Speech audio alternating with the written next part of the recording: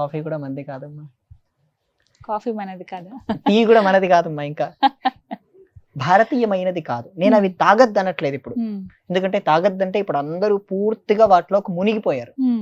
కానీ అలాంటి పానీయం ఏదైనా ఉందా మనకంటూ? పాలు తల్లి, ఆవు పాలు పాలు మాత్రమే. ఆవు పాలు తేజస్సునిస్తుంది తల్లి. శరీరానికి దారుఢ్యం మాత్రమే ఇవ్వకుండా మనస్సుకు ఒక ఆధ్యాత్మికమైన శక్తితో పాటు మన మనస్సును సక్రమంగా పాజిటివ్ ఆలోచనలు ఇచ్చేది పాలే తల్లి. ఈ కాఫీ పుట్టింది ఇథియోపియా, యెమెన్ అనే దేశాల నుంచి వచ్చింది తల్లి. కాఫీ అనేది, టీ అనేది చైనా నుంచి వచ్చింది. సరిగ్గా చెప్తాను, 214 సంవత్సరాల క్రిందటి వరకు భారతదేశంలో ఎవరూ టీ తాగేవాళ్ళు కారు.